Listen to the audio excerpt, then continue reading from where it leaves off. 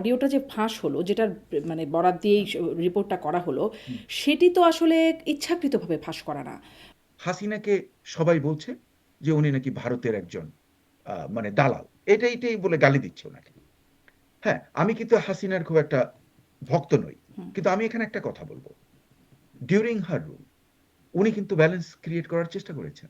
তাহলে এটা এখন আমাদের মনে পায়ে রাখ। পাড়া দিয়ে ঝগড়া করার চেষ্টাটা কে করছে স্যার? এনসিপির কিছু কিছু অর্বাচীনরা, হ্যাঁ, তারপরে আপনি দেখবেন যে শিবিরের কিছু অর্বাচীন, ওই কি রাজশাহী ইউনিভার্সিটির একজন অর্বাচীন আছে, সরকারের মোহাম্মদ ভূমিকাটা রহমানের। আপনার কেমন মনে হয়? মানে আসলে তো ভারতের প্রতিক্রিয়া, মানে সরকারের সাথেই ভারতের সম্পর্ক, এনসিপি নেতার না, সাথে না।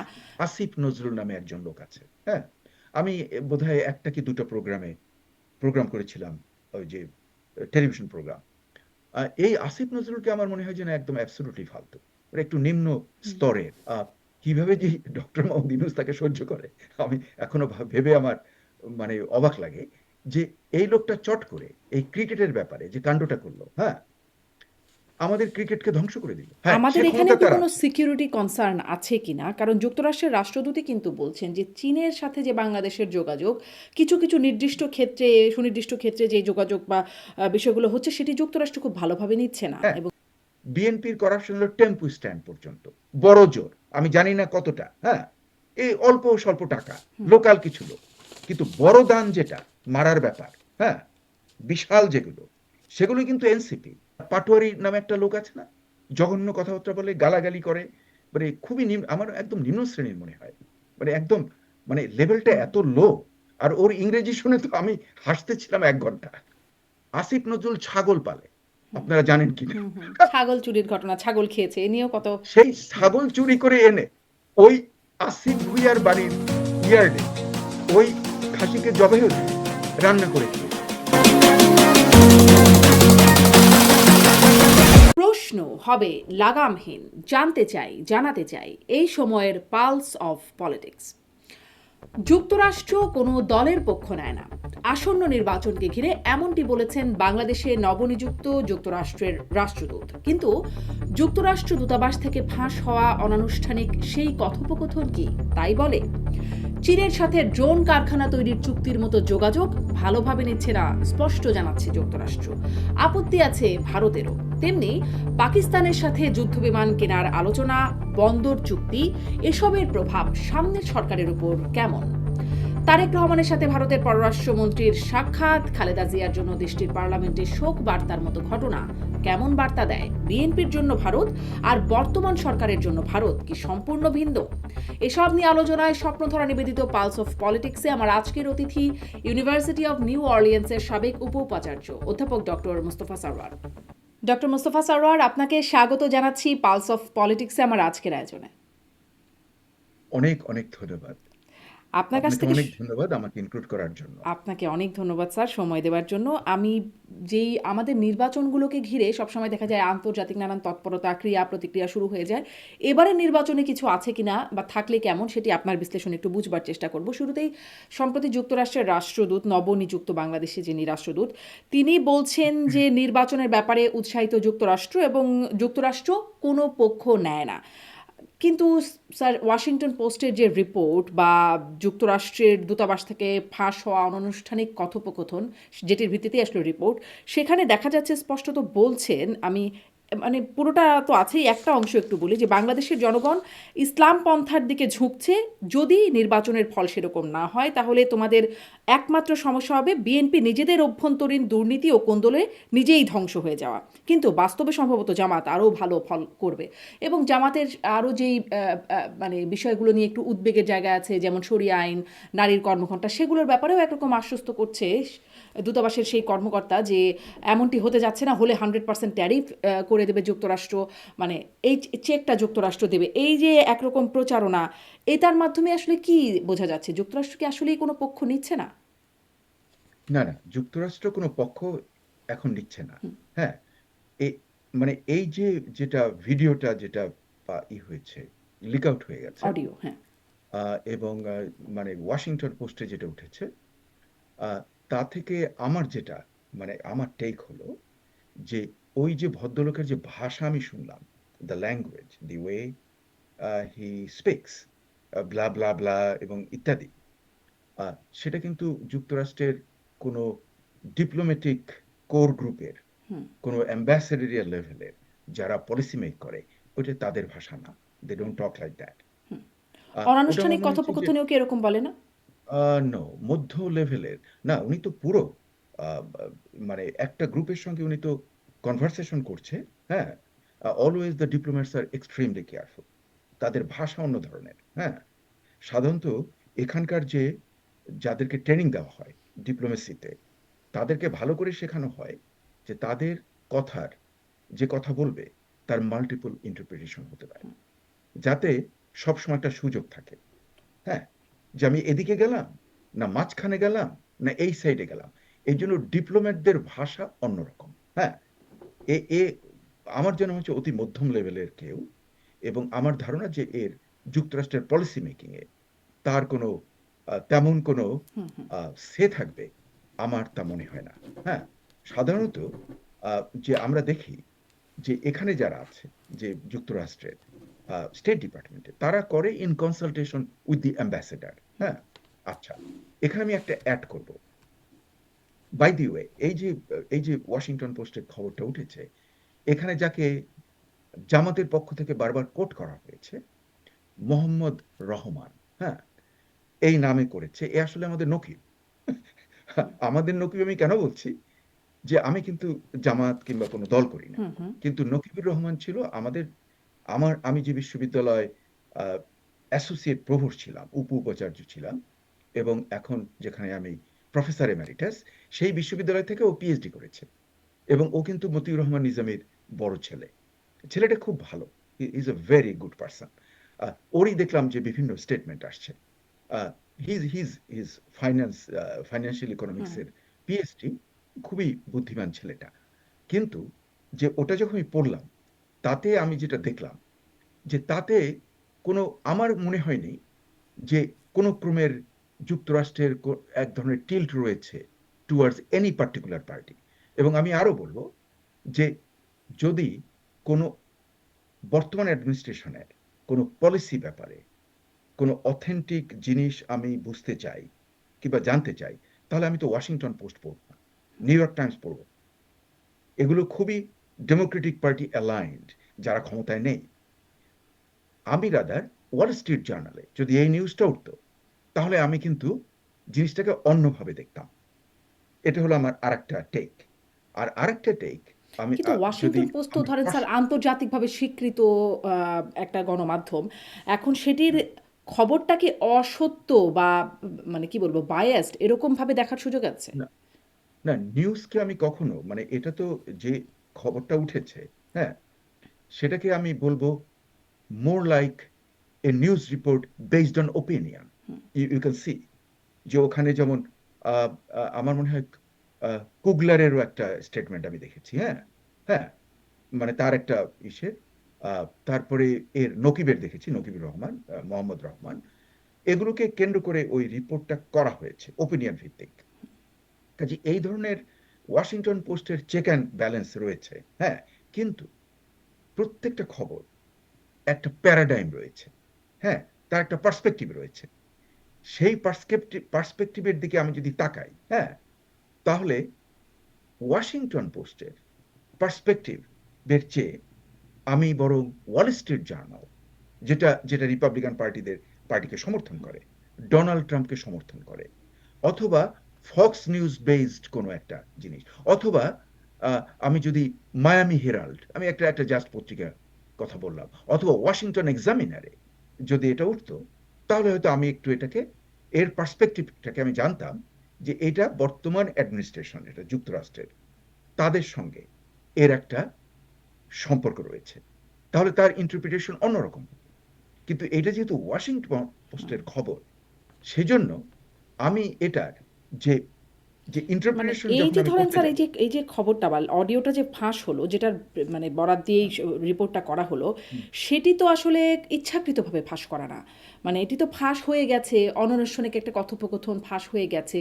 আহ, তো এই ফাঁস মানে আমি আসলে এটা জিজ্ঞাসা করতে চাচ্ছি যে সেটি আসলে ওয়াশিংটন পোস্টে হোক আর আপনি যে পত্রিকাগুলোতে কথা বলছেন সেগুলোতেই হোক, ফাঁস তো আসলে হয়েছে কথোপকথন যেটি তাদের মধ্যে হচ্ছিল, কথোপকথনটা তো এক্সিস্ট করে। আর আপনিও স্যার আরেকটা কথা বলছিলেন না যে মানে সেটি একটা মানে ইন কনসালটেশন টু মানে ইউএস এম্বাসি বা অ্যাম্বাসেডর যাদের সাথে কথা, কিন্তু মধ্যম শ্রেণীর যারা কথা বলছেন, আপনি যাদের ধারণা করছেন যে এই অডিও ক্লিপটি যার, তিনি কি নিজ থেকেই কথোপকথন চালাবেন? তার সাথে কি কোনো চেইন অফ কমান্ড, মানে তার উপরে কি কোনো চেইন অফ কমান্ড কাজ করে না? তিনি না নারী না না সাংবাদিকদের সাথে কিন্তু কথা বলছেন এটি। হ্যাঁ হ্যাঁ, না কিন্তু আমি আমি যা মনে করি যে এই যে কথোপকথনটাকে লিক আউট করলো, হ্যাঁ, আহ, যুক্তরাষ্ট্রের কোনো সরকারি অফিসিয়াল যদি কোনো কথা বলেন, সেটা তার ইচ্ছাকৃতভাবেই কিন্তু লিক আউট হয়। হ্যাঁ, এছাড়া যদি কেউ লিক আউট করতে যায়, তাহলে কিন্তু যেটা এরা কনফিডেন্সিয়াল রাখতে চায়, হ্যাঁ, সেটা কনফিডেন্সিয়াল যদি লিক আউট হয়, তাহলে সে কিন্তু সিরিয়াস ম্যাটার, তারা এটাকে খুব সিরিয়াসলি নেয়। আহ, এটাকে লিক আউটও করা হলো, কিন্তু আবার কোনো পরিচয়ও দেওয়া হলো না। এটা যদি সাংবাদিকের কাছে ওপেনই হয়, তাহলে এতে তো ঢেকে রাখার কোনো নেই। কাজে পুরো জিনিসটা আমার কাছে মনে হচ্ছে পরে যে অবশ্য একটু সেই ব্যক্তির পরিচয় দেয়া হয়েছে, জুলকানাইন সাইরি তার পরিচয় দিয়েছেন। আপনি বললে আমি দেখতে পারি, আমি আপাতত নামটা মনে করতে পারছি না।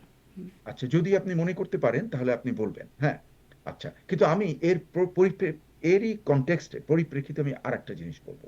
দেখুন, নবাগত যে অ্যাম্বাসেডর গিয়েছেন যুক্তরাষ্ট্রে, যুক্তরাষ্ট্র থেকে, লক্ষ্য করে দেখুন, উনি প্রথম দেখা করেছেন তারেক রহমানের সঙ্গে, তারপরে উনি দেখা করেছেন ডক্টর মোহাম্মদ ইউনূসের সঙ্গে, লক্ষ্য করেন, হ্যাঁ। তারপরে উনি কিন্তু জামাতের হেডের সঙ্গে এখন পর্যন্ত দেখা করেন, এনসিপির কোন নেতার সঙ্গে উনি দেখা করেননি। তার অর্থটা কি? তাহলে কি এটাও কি আমরা আরেকটা ইন্টারপ্রিটেশন করব? কিন্তু জামাত আমিরের সাথে বৈঠকের একটা শিডিউল সম্ভবত তার হয়েছে, যেটি তার বক্তব্যে শুনছিলাম। হ্যাঁ, সেটা অনেক, মানে এখন পর্যন্ত কিন্তু আমরা সেই বৈঠকটা দেখলাম না। হ্যাঁ, দেখুন, উনি কিন্তু বেশ আগে গেছেন অলরেডি, মানে মোর দ্যান 2 উইকস, হ্যাঁ, তাই না? মোর দ্যান হবে টু আর কি। উইকস হ্যাঁ। Not less than. হ্যাঁ, আমি মোর দ্যান বললাম যেহেতু আমি তারিখটা আমার এক্সাক্ট মনে নেই, হ্যাঁ, এই জন্য আমি ওই মানে অঙ্কের ভাষায় বললাম মোর দ্যান টু উইকস। তাহলে উনি গেলেন, উনি গিয়েই তারেক রহমানের সঙ্গে দেখা করলেন, হ্যাঁ। তারপরেই উনি দেখা করলেন ডক্টর মোহাম্মদ ইউনূসের সঙ্গে, আগে করলো তারেকের সঙ্গে, রহমানের সঙ্গে, তারপরে ডক্টর মোহাম্মদ ইউনূস। এখন পর্যন্ত জামাতের আমিরের সঙ্গে ওনার দেখা হয়নি, এনসিপির কোন নেতার সঙ্গে ওনার দেখা হয়নি। কাজী এটার তো একটা ইন্টারপ্রিটেশন হতে পারে যে উনি হয়তো মানে আহ, একে ক্ষমতায় বসিয়ে দেবেন। কিন্তু আসল ব্যাপারটা কি? আসল ব্যাপার হলো জনগণ, বাংলাদেশের জনগণ যাকে ভোট দেবে তারাই ক্ষমতায় আসবে। সেটা যদি বিএনপিকে মানে তারা বেশি ভোট দেয়, তাহলে বিএনপি পাওয়ারে আসবে, যদি জামাতকে দেয় জামাত পাওয়ারে আসবে। এখানে যুক্তরাষ্ট্র কি করতে পারে? যেমন ধরুন, কি করতে পারে? সে কি স্যাটেলাইট দিয়ে কোনো একটা লেজার বিম দিয়ে ভোট কেন্দ্রের ক্যালকুলেশন চেঞ্জ করে দেবে? যুক্তরাষ্ট্রের খেয়ে দেয়ে কাজ নেই যে সে বাংলাদেশের বাংলাদেশের যে পলিটিক্সটাকে কিংবা বাংলাদেশের গুরুত্ব আমরা যতটা ভাবি যে আমরা একটা মহান কিছু একটা হয়ে গেছি, হ্যাঁ, যে আমাদের ছাড়া কারো চলে না, হ্যাঁ, এটা আমাদের একটা, আমাদের আয়নায় আমাদের চেহারা দেখা উচিত, হ্যাঁ। অর্থনীতি কিংবা অন্যান্য যে কোনো দিক থেকেই আমরা এমন একটা কেউ কেটা নই, এটা আমাদের বোঝা উচিত। আমাদের এই সমালোচনাটা করা উচিত, হ্যাঁ, যে যুক্তরাষ্ট্রের খেয়ে দেয়ে কাজ নেই, সে নির্বাচনকে ম্যানিপুলেট করে চেঞ্জ করে দেবে, হ্যাঁ, যেটা তার প্রিন্সিপালের এগেনস্টে। যারা যারা করবে, এরা কেউ যদি করে, তাহলে তাদের সবার শাস্তি হয়ে যাবে এই এই আমেরিকাতে। কারণ that's a big violation of any kind of মানে প্রপার আইন নিয়ম নীতির। হ্যাঁ, আপনি হয়তো প্রশ্ন করতে পারেন যে হ্যাঁ, যুক্তরাষ্ট্র তো মাদুরোকে ধরে নিয়ে আসছে, হ্যাঁ, ওটা তো সিকিউরিটি সিচুয়েশন ওয়েস্টার্ন গোলার্ধে, এ ধরনের কিছু যদি হয় তাহলে সে তুলে নিয়ে আসতে পারে। তো হ্যাঁ, সে আমাদের এখানেও ক্ষমতা কি তার কোনো আছে। সিকিউরিটি কনসার্ন আছে কিনা? কারণ যুক্তরাষ্ট্রের রাষ্ট্রদূতই কিন্তু বলছেন যে চীনের সাথে যে বাংলাদেশের যোগাযোগ, কিছু কিছু নির্দিষ্ট ক্ষেত্রে, সুনির্দিষ্ট ক্ষেত্রে যে যোগাযোগ বা বিষয়গুলো হচ্ছে সেটি যুক্তরাষ্ট্র খুব ভালোভাবে নিচ্ছে না, এবং যুক্তরাষ্ট্র সেটি তিনি বলছিলেন যে সিনেটে এই বিষয়ে তিনি রিপোর্ট করবেন বা বলবেন। এই অবস্থানটা মানে চীনও আবার এটা প্রতিক্রিয়া জানিয়েছে। বাংলাদেশের চীনের রাষ্ট্র মানে দূতাবাস থেকে প্রতিক্রিয়া জানানো হয়েছে যে তারা এটাকে দায়িত্বজ্ঞানহীন, ভিত্তিহীন বক্তব্য বলে মনে করছে। যুক্তরাষ্ট্রের তো কনসার্ন আছে নাকি, মানে এই যে হ্যাঁ, না, সুনির্দিষ্ট কিছু বিষয়? যুক্তরাষ্ট্রের, হ্যাঁ, গ্লোবাল, এটা আপনার খুব দারুণ প্রশ্ন হয়েছে, যে গ্লোবাল সেন্সে যখন আসে জিওপলিটিক্সের ব্যাপারে, তখন যুক্তরাষ্ট্র সে চাইবে না যে যাদেরকে সে ভাবে যে তাদের তাদের বন্ধু, অথবা আমি বলবো অ্যাকোয়েন্টেন্স, আপনি জানেন যে পার্থক্যটা, বন্ধুও না কিন্তু জাস্ট মানে কাজ কারবার চলছে, অ্যাকোয়েন্টেন্স, এই দেশগুলো যাতে চীনের বলয়ে না যায়। হ্যাঁ, কিন্তু তা বলে চীনের সঙ্গে যদি ব্যবসা বাণিজ্য করে, হ্যাঁ, তাহলে আহ, তাহলে তো যুক্তরাষ্ট্রের ব্যাপারটাই আপনি চিন্তা করে দেখুন। এই যে বর্তমানে হুয়াং হ্যানসেন যে চীনে ভিজিট করছেন, এনভিডিয়ার C1 চেয়ারম্যান, সে তো H200, যেটা এআই চিপস, হাইলি সফিস্টিকেটেড, এটা ডোনাল্ড ট্রাম্প অ্যালাউ করেছে এই কয়েক সপ্তাহ আগে করেছে, এবং এটা ওই সিও অফ এনভিডিয়া এখন সে চায়নায় ভিজিট করছে। এটা বিক্রি কিভাবে করবে, কত, এবং that is in tune of tens of billions.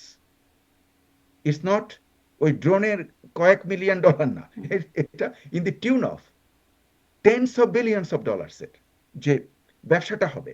এটা আমি একটা এক্সাম্পল দিলাম, এরকম আরো অনেক প্রচুর এক্সাম্পল রয়েছে।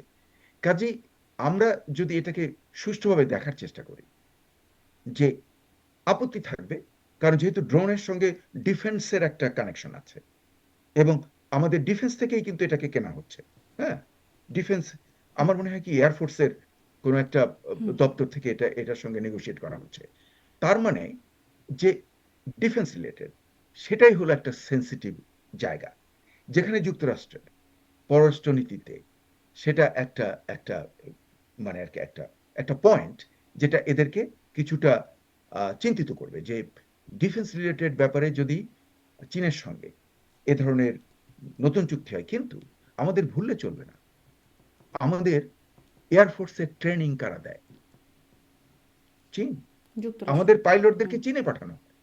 কাজেই আমার যেন মনে হচ্ছে যে এগুলো সবই চলতে পারে, হ্যাঁ, কিন্তু আমি মনে করি যে বাংলাদেশ নিজের স্বার্থের জন্য তার যুক্তরাষ্ট্রের বলয়ে থাকাটা নিজের স্বার্থের জন্যই গুরুত্বপূর্ণ।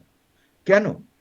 অন দ্য আদার হ্যান্ড, যে বাংলাদেশের যদি ট্রেডের ব্যাপারে কোনো কিছু করতে হয়, সেখানে যদি তাকে যদি ব্যালেন্স করতে হয়, সেটা বাংলাদেশের নিজের স্বার্থে সেটা করা উচিত। যুক্তরাষ্ট্র তো আর নিজের স্বার্থ দেখবে, হ্যাঁ, নিজের স্বার্থ ছাড়া এখানে কিন্তু কোনো কোনো যে যে একটা চ্যারিটেবল অর্গানাইজেশন না। ফরেন পলিসিতে প্রত্যেকের স্বার্থ দেখবে। ব্যবসায়ী ব্যাপারে যত চুক্তি এবং করা হয়, সেখানে নিজের দেশের স্বার্থ, এর বাইরে কিছু না। কাজে আমি মনে করি যে একটা ব্যালেন্স ওয়েতে যদি নেভিগেট করার চেষ্টা করে বাংলাদেশ, হ্যাঁ, তাহলে যুক্তরাষ্ট্র যদি আপত্তি জানায়ও, সেটা আমার মনে হয় না যে সম্পর্কের ব্যাপারে একটা খুব দারুণ বাধার সৃষ্টি করবে। আনটিল আনলেস বাংলাদেশ যদি একদম পুরো চাইনিজ বলয়ে চলে যায় জিওপলিটিক্যালি, তাহলে that will be an Chinese issue. বলয়ে চলে যাওয়া মানে কি? মানে যেমন ধরুন যে পৃথিবীর অনেক দেশ আছে, যেমন পাকিস্তান, হ্যাঁ, সে চাইনিজ বলয়ে কিন্তু আমেরিকার সঙ্গে বন্ধুত্ব রাখে। হ্যাঁ, আবার Iran, as an example, Iran হলো চাইনিজ বলয়, চাইনিজ স্ফিয়ার অফ ইনফ্লুয়েন্সের মধ্যে সে কাজ করে। আমি একটা এক্সাম্পল দিলাম। হ্যাঁ, এখন পৃথিবীর বিশ্ব কিন্তু অন্যরকম হয়ে যাচ্ছে। হ্যাঁ, আমি যেটা এটা বললাম, এটাকেও কিন্তু আপনি বলতে পারেন সিম্পলিস্টিক। কেন আমি বলি, যেমন ধরুন ক্যাম্বোডিয়ার কথা চিন্তা করেন। ক্যাম্বোডিয়ার সঙ্গে কিন্তু চায়নার ভালো বন্ধুত্ব, দারুণ বন্ধুত্ব আমি বলবো। হ্যাঁ, কিন্তু ক্যাম্বোডিয়ার সঙ্গে তো আমেরিকারও ভালো বন্ধুত্ব। ক্যাম্বোডিয়া ব্যালেন্স মেনটেন করে চলে। হ্যাঁ, এইভাবেই কিন্তু মানে পৃথিবী চলছে বর্তমানে। যে যেমন আমি আরেকটা এক্সাম্পল দেব, কিন্তু এই যে যে স্যার, অস্ট্রেলিয়া। এই যে চুক্তিটা হচ্ছে, মানে যুক্তরাষ্ট্র আগেই একটা আপত্তির বার্তা দিয়ে রেখেছে, তারপরে এই চুক্তিটা হচ্ছে, সেখানে মানে এটার প্রভাব আমাদের উপরে কেমন পড়বে? মানে যুক্তরাষ্ট্রের এই আপত্তির প্রভাব বা আপত্তি সত্ত্বেও চুক্তির প্রভাব কেমন পড়বে? না, আমার মনে হচ্ছে যে ওই যেহেতু এটা এয়ারফোর্সের দিক থেকে এটা আসছে, এবং এটার সঙ্গে ডিফেন্সের কানেকশন আছে। সেই জন্য যুক্তরাষ্ট্রের যে কনসার্ন তারা সে জানাবে, এটা ন্যাচারাল। হ্যাঁ, কিন্তু এর প্রভাব কি হবে, যে এরা কি বাংলাদেশের উপরে নতুন ট্যারিফ জারি করবে এটার জন্য? আমার সন্দেহ হচ্ছে। তার কারণ এই পয়েন্টে যদি ট্যারিফ করতে যায়, বাড়াতে চায়, তাহলে যুক্তরাষ্ট্র যে যুক্তরাষ্ট্র তো চায়নার সঙ্গে হরদম ব্যবসা করে যাচ্ছে। হুম, আপনি অবাক হবেন, যুক্তরাষ্ট্রের যে ফার্মাসিউটিক্যাল কোম্পানিগুলো, তারা যদি কাঁচামাল চীন থেকে না আনে, প্রত্যেকটা লাল বাতি চলে যাবে, হুম, হুম। কেউ কেউ চলতে পারবে না। হ্যাঁ, তার অর্থ যে এটা তো বিশ্বটা ইন্টারকানেক্টেড। মানে তাতে যুক্তরাষ্ট্র তো আপত্তি যা খুশি জানিয়েছে। করতেই পারে, তার তো সমস্যা হয় অন্য দেশ তার কথা না শুনলে। মানে সে তো এক্স্যাক্টলি। তার মতো করে অনেক কিছুই করে, তাই না স্যার? হ্যাঁ, না কিন্তু এটা কিন্তু অনেক দিন থেকেই, হুম। এটা এটা নতুন না, আগে থেকেই তাই। আহ, মানে আপনি চিন্তা করে দেখুন যে যুক্তরাষ্ট্রকে সবচেয়ে বেশি টাকা ধার করে দিয়েছে কে, কোন দেশ? উত্তর চায়না। হুম। Close two trillion, close two, আমি এক্সাক্ট ফিগারটা ভুলে গিয়েছি। হুম। আগে এটা ট্রিলিয়নের উপরে ছিল, আচ্ছা। এখন নেমে যায়। কারণ এটা কি, ধরেন চায়না যদি ডিসাইড করলো তার ব্যবসার ব্যাপারে কিছু ইউএস বন্ড বিক্রি করে দেবে, হ্যাঁ, তাহলে ধারের পরিমাণ কমে গেল। আবার যদি ব্যবসার কারণে সে মনে করে যে না, আমি এখন কিছু ইউএস বন্ড কিনবো, তাহলে কিন্তু ধারটা বেড়ে গেল। এটা কিন্তু চেঞ্জ হয়, জি। কিন্তু it is close two A G. Trillion dollar. কিন্তু আমি ডক্টর সেটা তো মুস্তাফা সরোয়ার, আমি যে প্রশ্নটা করছি যে যুক্তরাষ্ট্র এটি করছে তার প্রয়োজনে, তার ইন্টারেস্ট, যুক্তরাষ্ট্র চায়নার কাছ থেকে ধার নিচ্ছে বা তার সাথে সম্পর্ক রাখছে। কিন্তু তার ইন্টারেস্টের এগেইনস্টে বা সে যেটা বলছে তার এগেইনস্টে যদি বাংলাদেশ চায়নার সাথে এই সম্পর্কটা রাখে বা এই চুক্তিটা করে, সেটার প্রভাব বাংলাদেশের উপরে কোনো কিছু থাকবে কিনা? মানে সেটার অজুহাত তো নিশ্চয়ই বাংলাদেশ দিতে পারবে না যে তুমিও তো চায়নার সাথে ভালো সম্পর্ক রাখছো। এই অবস্থায় তো বাংলাদেশ নিশ্চয়ই নাই। না, আমাদের সে পরিস্থিতি নেই, হুম। মানে বাংলাদেশ এটার তো অত তাহলে এটার কি কোনো শক্তিশালী নেই। প্রভাব আছে কিনা? জি। না, এটার ব্যাপারে আমার যা মনে হয়, এটা আমি হয়তো আই মাইট বি রং, কিন্তু আমার যা ধারণা, যে অবজেকশন জানাবে, হুম। হ্যাঁ, কিন্তু এটার কোনো প্রভাব থাকবে কিনা, যে এরকম হয়তো এও হতে পারে যে এই সমস্ত দেশগুলো, যুক্তরাষ্ট্র অনেক বেশি চিন্তা ভাবনা করে সব কাজ করে। হ্যাঁ, এদের অনেক দিন থেকে বিভিন্ন রিসার্চের যে রেজাল্ট, তাকে তারা ফলো করে। এটা হয়তো হতে পারে যে একটা আর্লি ওয়ার্নিং, এরপরে যদি বাংলাদেশ আরো রিপিট করে, হ্যাঁ, তাহলে হয়তো তারা আচ্ছা। অ্যাকশনে যেতে পারে। আচ্ছা, আরো কিন্তু কিছু যদি বিষয় রিপিট একটু না এর করে, সাথে যোগ করে আরো একটু জিজ্ঞাসা করি। যেমন এটা নিয়ে যুক্তরাষ্ট্রের একটা আপত্তির জায়গা বা সুনির্দিষ্ট আরো কিছু বিষয় হয়তো আপত্তির জায়গা আছে যুক্তরাষ্ট্রের। আবার কিছুদিন আগে যে একটা খবর দেখলাম আমরা যে পাকিস্তান থেকে যুদ্ধবিমান কেনার আলোচনা, তাতে ভারতের বেশ মারাত্মক আপত্তির জায়গা, মানে ভারত এটাকে ভালোভাবে নেয় না। এই যে চীন থেকে ড্রোন এর সাথে যে চুক্তি, সেটিও ভারত খুব ভালোভাবে নিচ্ছে না। এইগুলো তো সামনের সরকারের উপর কোনো প্রভাব ফেলবে কিনা? মানে এই সরকারের করা নানান রকম চুক্তি, সেগুলো সামনের সরকারের উপর কেমন প্রভাব পড়বে, মানে নির্বাচিত না, সরকার? না, চুক্তিগুলোর মধ্যে বিভিন্ন ক্যাটেগরি আছে। হুম। যেমন ধরুন আপনি একটা পারচেজ করলেন, মানে কন্ট্রাক্টে সই করলেন, সেটা আর কোনো ট্রিটিটা ভিন্ন ধরনের। হ্যাঁ, ট্রিটিটা অনেক সিরিয়াস, কিন্তু এই ধরনের কন্ট্রাক্টে সই করা, হ্যাঁ, কন্ট্রাক্টের ভেতরে কিন্তু অনেক জিনিস থাকে। কন্ট্রাক্টে কিন্তু ইন্ডিভিজুয়াল পার্টি, তারও কিন্তু কতগুলো প্রভিশন থাকে, যদি তারা they want to back it off. হ্যাঁ, এটা কিন্তু আছে। এটা ইউনুস গভর্নমেন্ট কিভাবে যে কন্ট্রাক্টটা করেছে সেটা কিন্তু আমি পড়ার সুযোগ হয়নি। হ্যাঁ, যে যে কন্ট্রাক্টটার মধ্যে কি কি পয়েন্টস রয়েছে। আহ, দেখুন আমি কিন্তু মানে অনেক অন্য লেভেলে, অনেক কিন্তু নাম্বার বেশি। হ্যাঁ, যেমন ধরেন মানে আমি I played a very vital role in cancelling more than $1 billion contract with a French multinational when I was the commissioner of the Regional Transit Authority of New Orleans. সে কন্ট্রাক্টটা আমি, মানে I am one of the person who cancelled it. আমরা এটা renew করিনি। হ্যাঁ, এই যে রিনিউয়ালেরও কিন্তু রুল আছে। অনেক সময় রিনিউয়াল হয় বাইন্ডিং, আবার কখনো রিনিউয়াল হয় কন্ডিশনাল। কাজে এটা ডিপেন্ড করে যে চুক্তিটা কি। এখন যেমন ধরুন, হয়তো আগামী নির্বাচনে যে পাওয়ারে আসুক, বিএনপির অনেক বেশি সম্ভাবনা রয়েছে, জামাতেরও রয়েছে, যেই ক্ষমতায় আসুক সে তো দেখবে যে এই কন্ট্রাক্টটা কি। হ্যাঁ, তখন যদি তারা তাদের ফরেন পলিসিটাকে রিহ্যাশ করতে চায়, নতুন কায়দায় ঢালাতে ঢালতে সাজাতে চায়, তাহলে তারা দেখবে, তাদের এক্সপার্ট যারা বাংলাদেশের, তারা দেখবে যে এই কন্ট্রাক্টটা কি ধরনের। হ্যাঁ, এটার কতটা বাইন্ডিং এলিমেন্ট আছে, কতটা ব্যাক অফের প্রভিশন রয়েছে, তাতে কতটা লস, কতটা লাভ, এই যে, হ্যাঁ, মানে এটা অ্যানালিসিস করতে হবে। হ্যাঁ, what is the reward, what is the risk, এগুলো অ্যানালিসিস করে তারা যদি মনে করে যে এই চুক্তিটা আমরা কেটে ফেলতে পারি, এটা থেকে দূরে সরে যেতে পারি, they will do it. It depends on how they deal with it. ভবিষ্যতে যারা, মানে একটা জিনিস হচ্ছে কি, যে government runs, it goes on, কিন্তু ইউনুস গভর্নমেন্ট মানে তার টেনিউরের শেষের দিকে এসে গায়ে পড়ে যদি নতুন নতুন চুক্তি করতে যায়, সেটা কিন্তু একটু দৃষ্টিকটু। দ্যাটস নট, সাধারণত আমি আপনার যুক্তরাষ্ট্রের কাছে কি নিয়মে আমি, এগুলো কি দৃষ্টিকটু মনে হচ্ছে? মানে এই যে চুক্তির সাথে যদি ওই যে বন্দর পরিচালনার জন্য একটা চুক্তি, যে সেটাও হ্যাঁ, বিদেশিদের পরিচালনার মানে দায়িত্ব দেওয়া, এই যে নানান রকম চুক্তি করছে, যেটি আসলে রাজনৈতিক দলগুলোর সাথে খুব একটা আলোচনাও হচ্ছে না, আপনার কাছে কি এগুলোকে দৃষ্টিকটু মানে মনে হয়, নাকি সরকার তার এটা প্রয়োজনে আমার কাছে করছে? একটু দৃষ্টিকটু মনে হয়। তার কারণ আমি বলি, সাধারণত যুক্তরাষ্ট্রে আমি দেখেছি হুম, যে বিভিন্ন, মানে মানে I had the opportunity, not that high level, but যুক্তরাষ্ট্রে একটা ভালো মানে একাডেমিক লেভেলে অথবা লোকাল গভর্নমেন্ট লেভেলেও আমি কতগুলো এ ধরনের ট্রানজিশনে নিজে পার্টিসিপেট করেছি। হ্যাঁ, এবং আমি দেখেছি যে যেমন ধরুন আমি আহ, একটা পজিশন থেকে আমি চলে যাচ্ছি, হ্যাঁ, তার আগে কিন্তু আমি যদি কোনো নতুন চুক্তি করতে চাই অন্য কারোর সঙ্গে, তাহলে নতুন যাকে করা হয়েছে, হ্যাঁ, সে হয়তো জয়েন করবে 6 মাস পরে, হ্যাঁ, তার সঙ্গে আমার আলাপ করতে হয়েছে। হুম, যেমন ধরুন আমি, মানে আমি অনার্স ডিভিশনের ই ছিলাম, অনার্স কলেজের ই ছিলাম, ইউনিভার্সিটি অনার্সের আমি ডিরেক্টর ছিলাম। তখন আমি নতুন পলিসি আসছে, হ্যাঁ, সেনেটের সঙ্গে আলাপে, সেটা আমি করব কিনা, সেটা প্রেসিডেন্ট আমাকে সরাসরি বলে দিয়েছে যে সারোয়ার তুমি এর সঙ্গে আলাপ করো, নতুন যে প্রভোস্ট আসবে, হ্যাঁ, 6 মাস পরে আসবে, সে তখন ইলিনয়, আমাকে তাকে কল করতে হয়েছে। এই যে ট্রানজিশনের যে রুলটা, হ্যাঁ, সেটা তো যে কোনো একটা ভদ্র সমাজে, একটা নরমেটিভ গভর্নমেন্ট যেখানে চলে, তারা তো এটা ফলো করে। সেটা ইউনুস গভর্নমেন্ট করছে কিনা আমার সন্দেহ রয়েছে।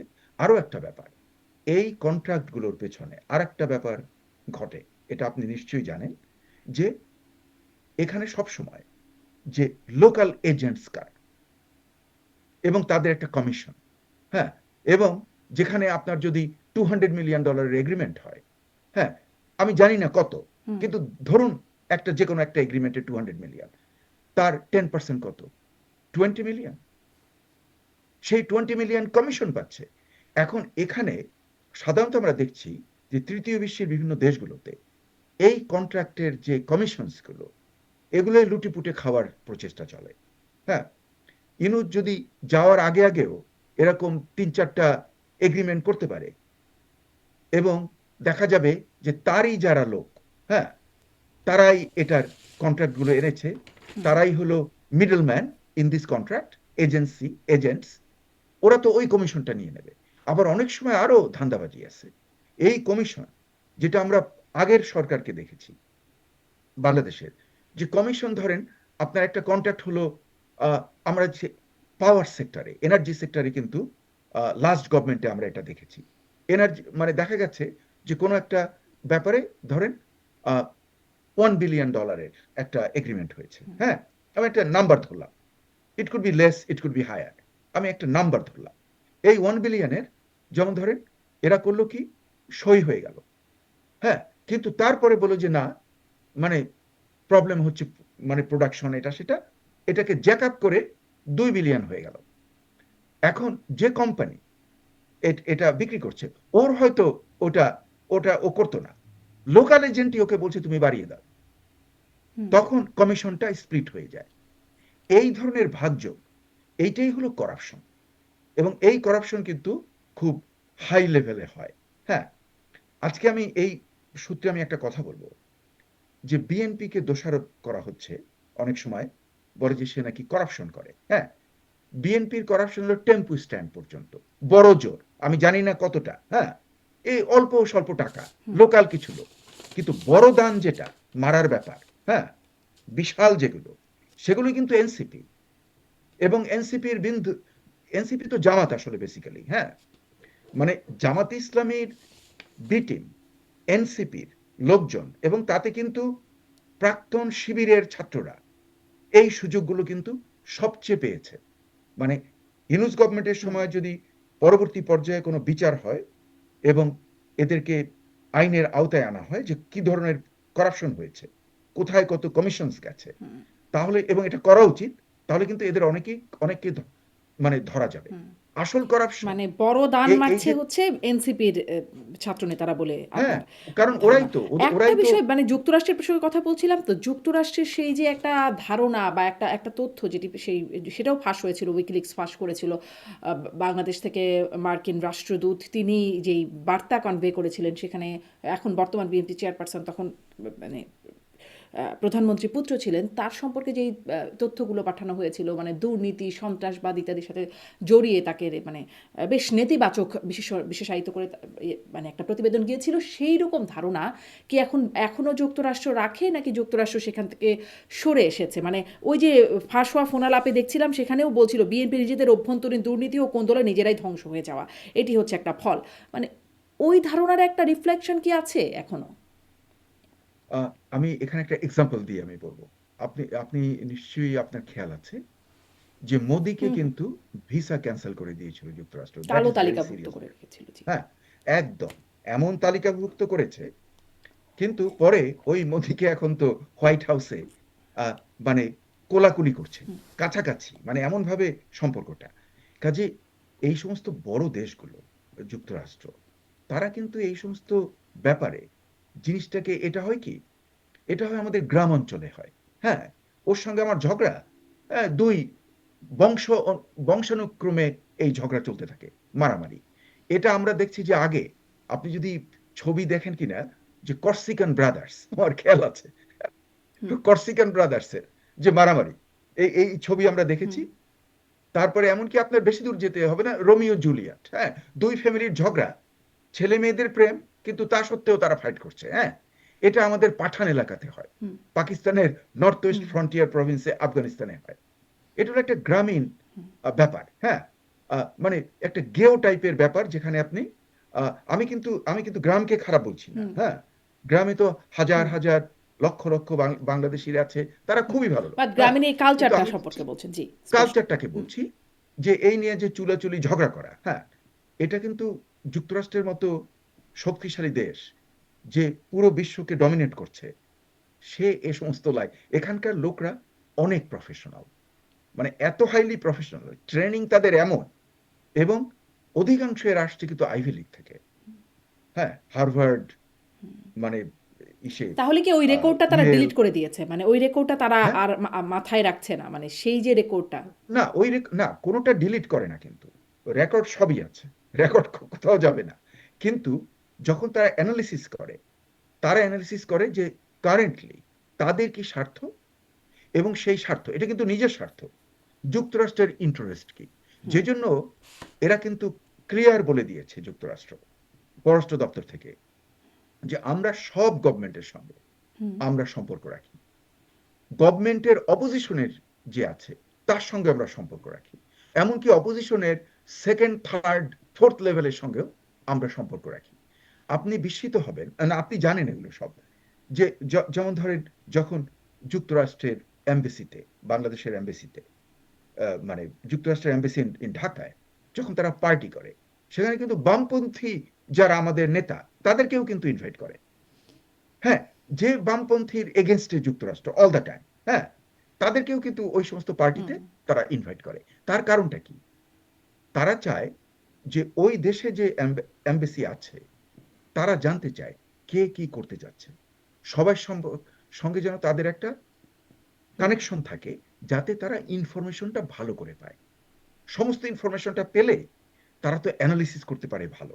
হুম, এই জন্য তারা ও ধরনের না যে একে আমি পছন্দ করি না, ওর সঙ্গে আমি কথা বলবো না। এটা তো একটা গ্রামীণ ব্যাপার। হুম, হ্যাঁ, আমি ওর সঙ্গে, ওকে আমি পছন্দ করি না, কিংবা ওকে আমি ধ্বংসের চেষ্টা করব, কিন্তু তবু আমি ওর সঙ্গে কথা বলবো, আমি জানতে চাইবো যে ওর কি প্ল্যান প্রোগ্রাম। হুম, হ্যাঁ, এটাই তো, মানে এইভাবেই মানে বড় বড় দেশগুলো চলে।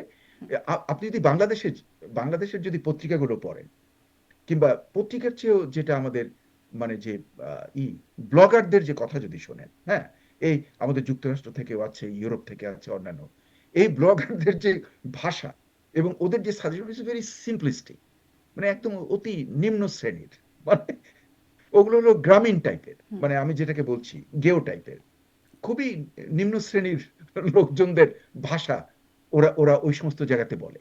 ওটা দিয়ে তো দেশ চালানো যায় না। তেমনি পররাষ্ট্র পলিসিতে যখন একটা দেশ যায়, হ্যাঁ, তাতে কিন্তু তখন এই ধরনের যে মানে বাইনিয়ারি, হুম। মানে দুটোর একটার যে করে এটা তারা করে না। আচ্ছা। কাজেই এবারে আমি একটু মনে করি একটু ভারতের সাথে সম্পর্কের জায়গাটাও একটু দেখি, যে বলছিলাম যে চুক্তিগুলো ভারতও ভালোভাবে নিচ্ছে না চীনের সাথে, বা পাকিস্তানের সাথে যেই চুক্তির বিষয়ে আলোচনা হচ্ছে সেগুলো তো ভালোভাবে নিচ্ছে না।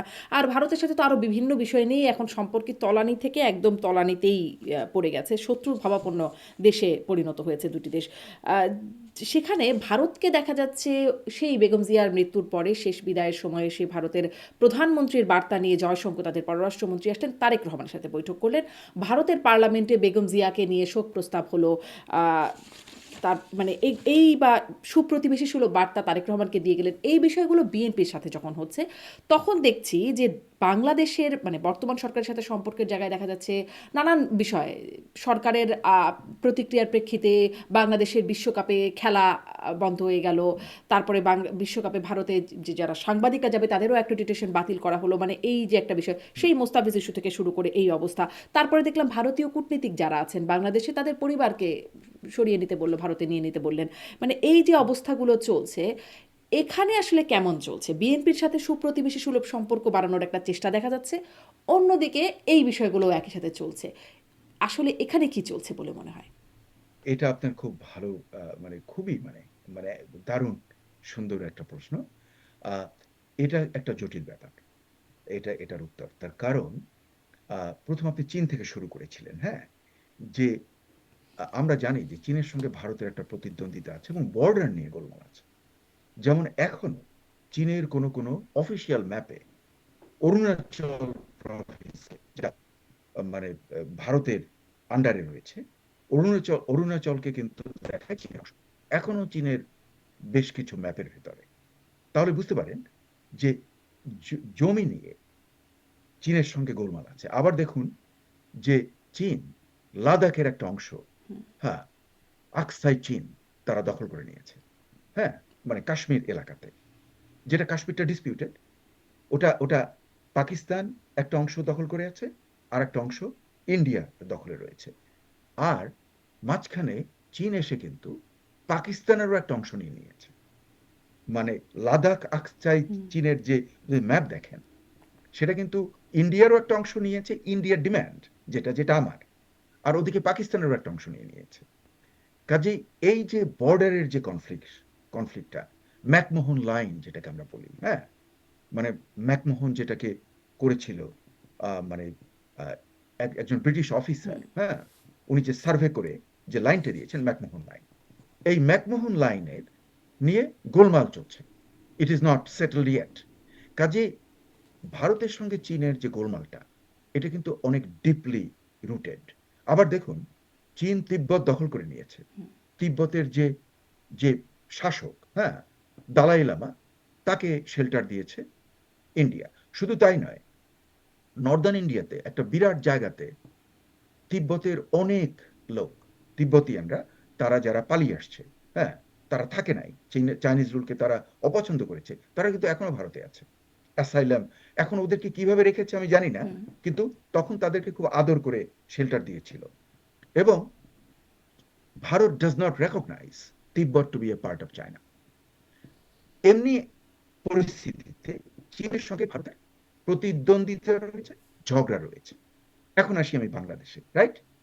তাহলে আপনি যদি চীনের সঙ্গে অ্যালাইনমেন্ট করতে যান, বিশেষ করে ভারতের সিকিউরিটির প্রশ্ন আসে, হ্যাঁ, আপনি যদি ধরেন ওই যে যেটা আমাদের যে চিকেন নেক, ওখানে লালমনিরহাট, মানে দিনাজপুর রংপুর ওই এলাকার কিছু অংশে যদি আপনি চাইনিজ ঘাঁটি করার চেষ্টা করেন, তাহলে তো এটা ভারত মানে এটাকে সিরিয়াসলি নেবে। এখন কথা হলো যে আমাদের কি লাভ, বাংলাদেশের কি লাভ? আমি কিন্তু সবসময় ওইটা দেখি, হ্যাঁ, যে বাংলাদেশের যদি লাভ হয় তাহলে রিস্ক নিতে ইটস ওকে। কিন্তু বাংলাদেশের যদি লাভ না হয়, আমি অযথা রিস্ক নেব কেন? আমার কি গায়ে পড়ে কারোর সঙ্গে ঝগড়া করার কোনো লাভ আছে? হুম, সবসময় দেখতে হবে যে দেশের কোনটা লাভ হয়, হ্যাঁ? আচ্ছা, ওরকম গায়ে পড়ে ঝগড়া করার যদি চেষ্টা থাকে, তাহলে আবার ওই যে আমি বললাম যে গেও, হ্যাঁ? মানে গ্রাম্য যে মানে ঝগড়া করে, মানে হুম, পাঁচ দুয়ারে আমরা বলি বরিশালে, পাঁচ দুয়ারে যে ঝগড়া করে, হ্যাঁ? মানে লাঠি সোটা রামদা নিয়ে, হুম, ওই পর্যায়ে আমরা চলে যাই। সেটা তো আর হয় না রাষ্ট্র লেভেলে। You have to be highly sophisticated. এটা ওখানে। আর ওদিকে দেখুন যে আপনি বিএনপির কথা বললেন, যে বিএনপির কিন্তু স্ট্যান্ড অল থ্রু আমরা যা জেনেছি, ইনক্লুডিং নাও, এবং আমি এখানে আমি সোর্স না বলে আমার একটা ব্যক্তিগত এক্সপিরিয়েন্সের কথা বলবো। হুম, এমনকি আহ, বছর খানেক আগেও আমি সরাসরি খুব ঊর্ধ্বতন লেভেল থেকে যতটা জানতে পেরেছি বিএনপির, সেখানে আমি দেখেছি যে তারা কিন্তু প্রো বাংলাদেশ দারুণ। মানে তারা ভারতের সঙ্গে যে বাংলাদেশকে বিকিয়ে দিয়ে কোনো কিছু করা, সে লাইনে তারা কখনো যাবে না।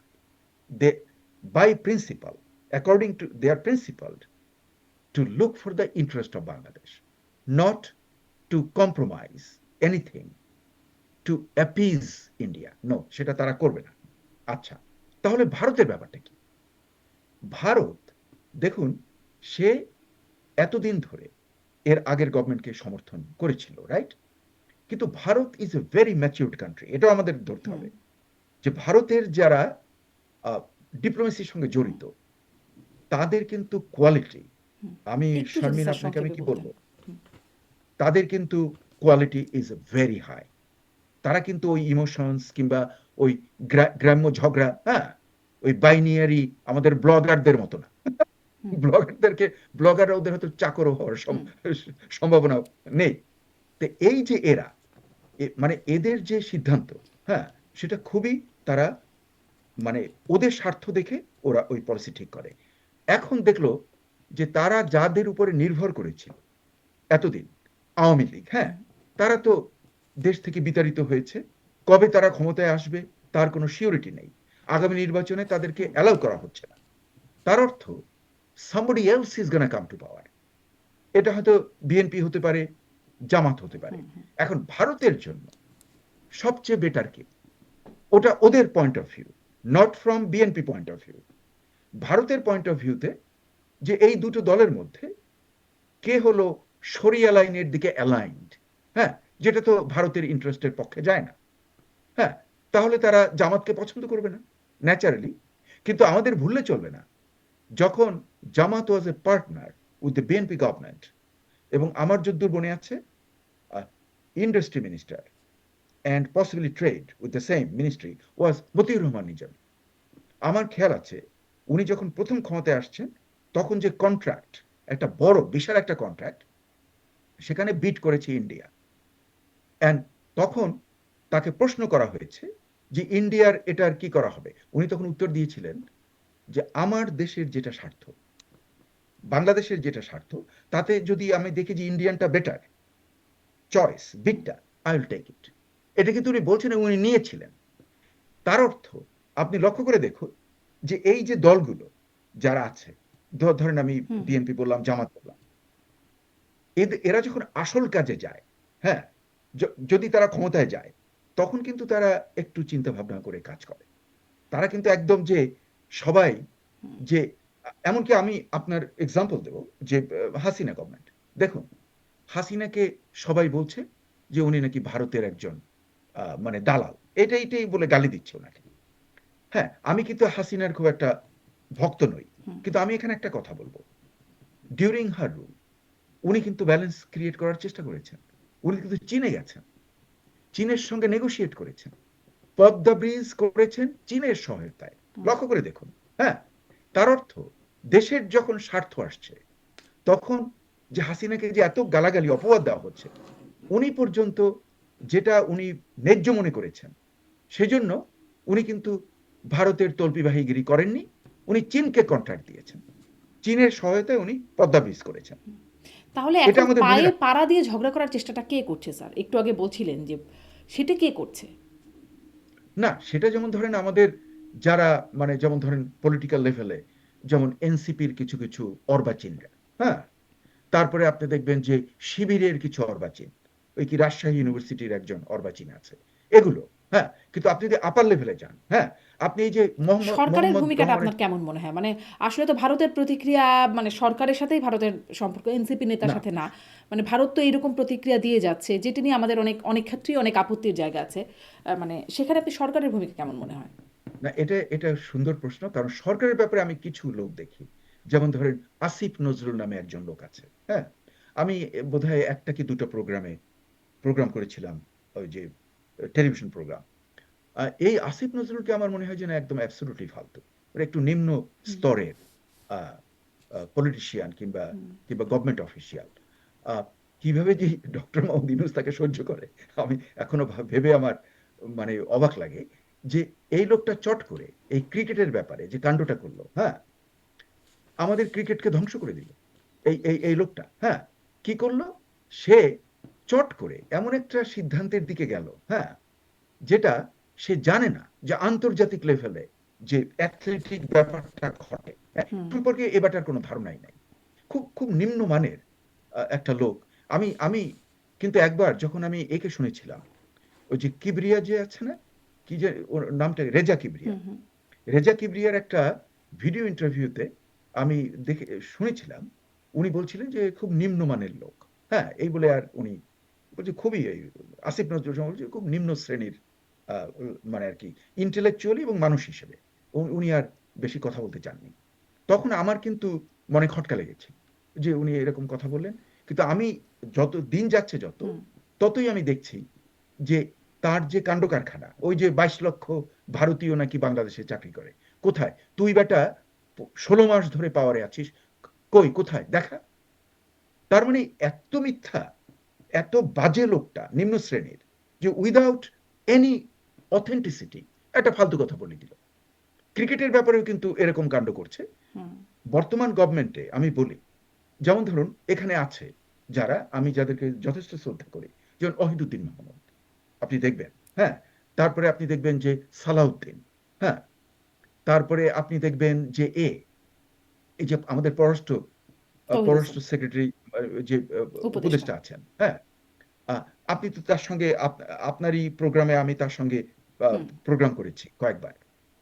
এই যে এরা যারা, এরা হলো প্রফেশনাল, হুম, এদের অথেন্টিসিটি রয়েছে, এরা আন্দাজে ফালতু কথাও বলেন না, ফালতু কাজও করবেন না, হুম, এবং I tell you, honest to the core.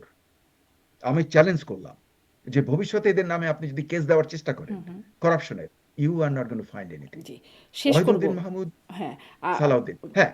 কাজে কাজে এই গভর্নমেন্টের ভিতরে কিন্তু আবার যেমন ধরেন যে আহ, কি ওই যে সজীব ভুইয়া, হ্যাঁ, আসিফ মাহমুদ সজীব ভুইয়া, তার বাসা হলো যে হেয়ার রোডে, মন্ত্রীপাড়াতে, আপনার এর নেবার, এই আসিফ নজরুলের বাড়ির নেবার, পাশাপাশি বাসা, হ্যাঁ। দেখুন সেখানে কি ঘটনা ঘটছে, এখান থেকে আপনি বুঝবেন যে এই গভর্নমেন্টের যে এলিমেন্টস গুলো, যেগুলো একটু নিম্ন শ্রেণীর এলিমেন্টস, তারা কি করে।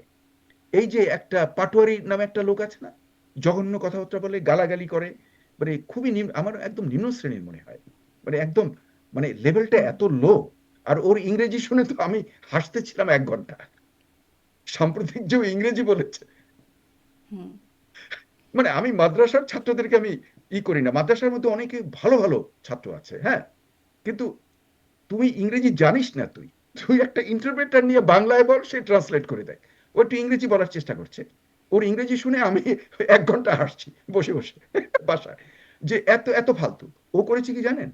ও ওই যে ওয়ার্ল্ড টপকে গিয়ে, হুম, যখন আসিফ নজরুলের সঙ্গে ওদের ঝগড়া লাগছে, তখন ও গেছে ওই সজীব ভুইয়ার হুম, বাড়িতে, হ্যাঁ, ওই বাড়ির ওয়ার্ল্ড টপকে গিয়ে আসিফ নজরুল ছাগল পালে, হুম, আপনারা জানেন কিনা। হুম, হুম, ছাগল চুরির ঘটনা, ছাগল খেয়েছে, এ নিয়েও কত। সেই হুম, ছাগল চুরি করে এনে ওই আসিফ ভুইয়ার বাড়ির ইয়ার্ডে ওই খাসিকে জবেহ দিয়ে রান্না করে খেয়েছে। চিন্তা করে দেখুন, মাদ্রাসার ছাত্র যে অন্যের প্রপার্টি চুরি করে এনে খাওয়া, এটাকে আপনি যদি বলেন এটা একটা টিজিং, হ্যাঁ, আমি মনে করি এটা একটা খুব নিম্ন শ্রেণীর, হ্যাঁ। এটা আমি যদি করতে যেতাম, আমি যখন ইয়াং ছিলাম, আমার বাবা আমার প্রত্যেকটা হাড্ডি ভেঙে কবরে ঢুকিয়ে দিত। আমার বাচ্চারা করলে আমি ওদেরকে একদম ফিনিশ করে দেব। হ্যাঁ, যে এই জিনিসগুলো তো ভদ্র সমাজে তো কেউ করে না। হ্যাঁ, ভালো পরিবারের তো এই শিক্ষা নেই, কিন্তু ও করেছে। তো এই হলো, এই যে আমি কেন এই দুটো এক্সাম্পল দিলাম, আপনি যেহেতু বললেন এই গভর্নমেন্টের ব্যাপারটা, কাজী এই গভর্নমেন্টের আপনি যদি কন্ট্রাক্টের দিকে দেখেন, আপনি যদি এই যে পাটোয়ারি, ও বলছে যে বিএনপির নাকি আব্বাসি খুব করাপ্ট। হ্যাঁ, আমি আব্বাসির সঙ্গে আমার কোনো সম্পর্ক নেই, ওদিকে নাথিং। স্যার আজকে আর কিন্তু কথা না বলি, এটা নিয়ে আমরা না, আমি আরেকদিন এখানে কথা একটু বলবো। আমাকে হ্যাঁ, আমাকে 30 সেকেন্ডস দেন। আচ্ছা। হ্যাঁ, যে যে কথা বলে পাটোয়ারি, চিন্তা করেন এই পাটোয়ারি ওই খাসি, মানে খাসি চোর। হ্যাঁ, খাসি চুরি করে খায়। হ্যাঁ, আর ওকে আমি দেখছি স্পঞ্জের স্যান্ডেল, ছেঁড়া জামা পরা অবস্থা আমি দেখেছি, যে ওই আন্দোলনের সময় রাতারাতি চেহারা চেঞ্জ হয়ে গেছে, বা দামি পাঞ্জাবি পরছে, ভালো জায়গায় থাকছে। এগুলো কোথা থেকে আসলো? এগুলো কি আকাশ থেকে পড়েছে? তা তো না। কাজে চোরকে, ও কোন কোন কন্ট্রাক্টে কত চুরি করেছে সেটা এখন হিসাবের দরকার, বুঝছেন? কাজে এই জন্য আমি বলি যে এই গভর্নমেন্ট কিন্তু মিক্সড। এর মধ্যে আমি যাদের নাম বললাম, যেমন ধরেন ওই যে, আমি আবার রিপিট আরো করছি, অনেকেই আছে যাদের নামে আমি হয়তো পার্টিকুলারলি জিজ্ঞাসাই করতে পারতাম, কিন্তু হ্যাঁ, আজকে তারা আর কিন্তু অনেক ভালো। আজকে হয়তো আর এটাকে আলোচনাটাকে লম্বা করা যাবে না। আপনার কাছ থেকে কূটনীতিক এবং দেশীয় রাজনীতিরও কিছু বিষয়ে আলোচনায় আসলো। অনেক ধন্যবাদ ডক্টর মুস্তফা সরোয়ার, যুক্ত হওয়ার জন্য। আজকের মতো শেষ খুব করি। ভালো লাগলো আমারও। জি, ভালো থাকবেন। আপনিও ভালো আচ্ছা, থাকবেন। দর্শক, অনেক ধন্যবাদ এতক্ষণ সাথে থাকবার জন্য। শিওর। আচ্ছা, খোদা।